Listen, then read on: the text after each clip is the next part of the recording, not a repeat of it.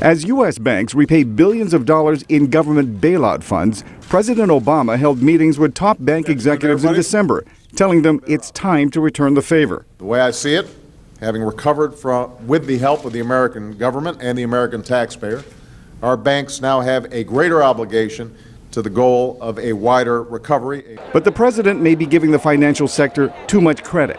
It wasn't a free fall, and it was a very scary period. I think economist Martin Neal Bailey, author and former advisor in the Clinton administration, says after the failure of Lehman Brothers towards the end of 2008, many of the world's largest banks feared the worst as the collapse of the housing bubble exposed investments in risky subprime loans. The banks that came closest were Citibank, Bank of America, and if those had not been supported by the government, I think it might have caused a cascading crisis that would have been much worse than the one we actually had. Although he says the worst is over, Bailey says the banking crisis is not. More than 130 U.S. banks failed in 2009, the most since 1992. He predicts high failure rates for smaller regional banks in 2010 as commercial real estate loans come due. And so there may be actually a worsening of credit availability to small and medium-sized business in the next year or so. Analysts say the biggest problem is high unemployment, which weakens demand and makes banks reluctant to lend. But U.S. Bancorp Chief Richard Davis sees the situation differently.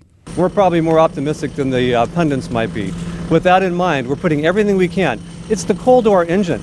Lending is what we do, and so we want to make more loans. We have to find a way to qualify more people and not put ourselves in risk. While some economists predict continued recovery in 2010, Bailey says the only certainty is that banks are unlikely to make the same mistakes twice.